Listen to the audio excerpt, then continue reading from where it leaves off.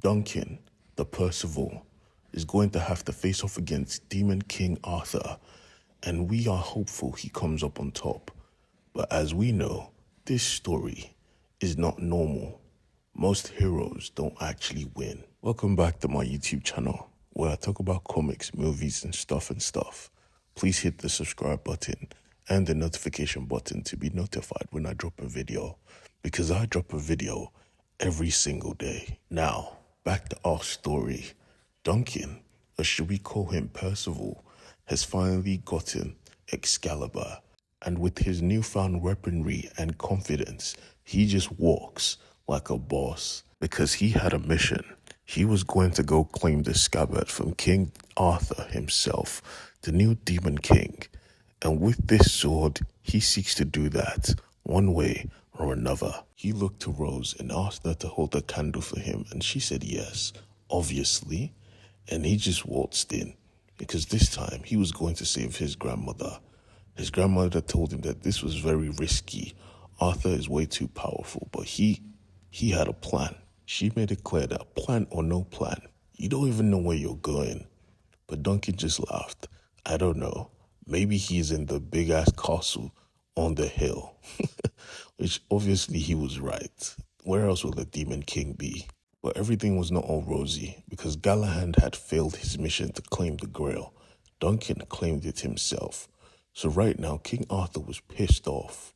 And as he was about to chew out Galahad's head, he was interrupted by Duncan. Carrying his grandmother on one shoulder, he made it clear, "My king, I need your scabbard to protect my grandmother. May I please have it, and I'll be on my way." He was so confident, I was like, damn, bro is a badass. But before the king could make his own decision, Mary opened her stupid mouth and said, "Don't trust him, my king. He may be lying." Only for Duncan to realize that this was actually his actual birth mother. So he looked at her and was like, "Thanks, Mom." She was shocked, not realizing that he knew finally. So she said to him, "I'm not your mother. I am Galahad's mother," because she has to keep the front so the story could be in effect. Her conviction was that strong, she was willing to forgo her first child just to bless the second one. Freaking ridiculous. Worst mother of the year. When Duncan heard this, he was like, oh, okay. Now really angry, the undead warrior knights all attacked him at the same time, but he had Excalibur. He decimated their forces with one swing, and because of his current rage level, he didn't stop. He just kept going, cutting every single person down. He was absolutely amazing to watch, especially because he was the nice guy. It's good to see this demon side of him. And the king noticed this as well. Realizing that he had a magical sword on his arm, he said, "Hey, I like your blade. Give it to me, and I will give you the scabbard to heal your grandmother." He was confused, but Duncan just wanted his grandmother saved. But you are asking yourself, doesn't the king have his own Excalibur on his waist? He does, but for some reason, he wants them both. Duncan had to look at him and tell him, "I cannot give you, my king, because it isn't mine to give. But I can give you the information of where I got it from." Mary tried to open her goofy mouth and question, but the king made his choice, telling her, "Please shut up.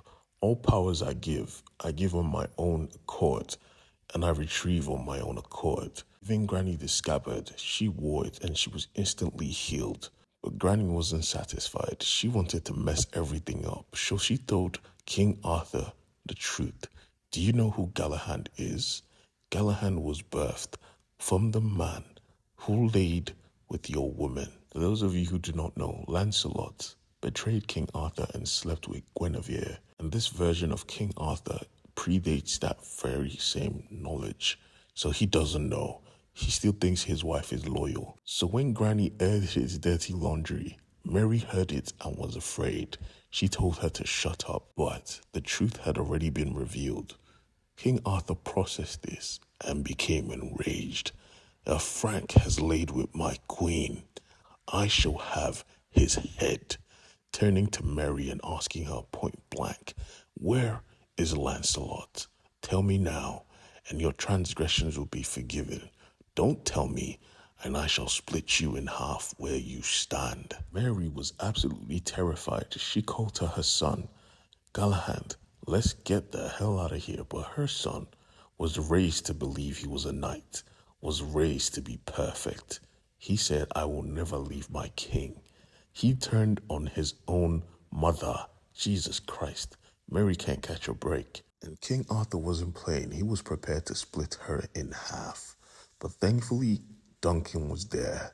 And Duncan was good, protecting his mother. But as soon as they clashed blades, she took off because she didn't give a flying fuck about Duncan himself. Granny saw Duncan fighting for his life, so she removed the scabbard and threatened to throw it off. Matter of fact, she actually just threw it off. So King Arthur was forced to stop fighting and chase after it. And because of this tiny information provided, reality started to warp. The story started to change. Now, King Arthur was a real demon king. He even looked the part with his forces and his kingdom. Granny offered Mary her hand to come along. Mary, her own daughter, only saw Granny with a gun, knowing full well that her mother has killed a lot of people and shot her own husband in the crotch. Mary decided to stay here because anywhere would be better than getting shot by your mother. But Duncan, he wasn't waiting. He just took his grandmother and escaped.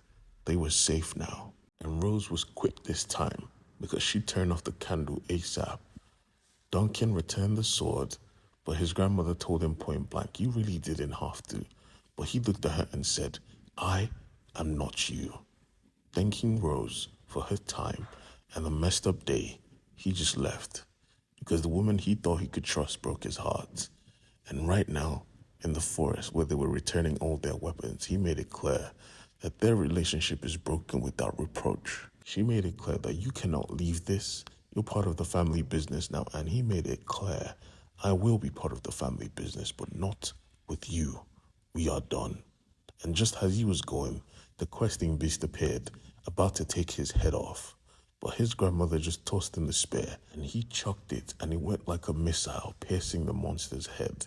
She was impressed, because this was a boss move. But right now, there's work to be done. So he picked up the spear, and they both left the forest. But with Mary, though, she was running through limbo with nowhere else to go, till she was stopped by someone. This person was a legendary figure of magic that was based in the story of King Arthur. And he told her, we don't need a Mary.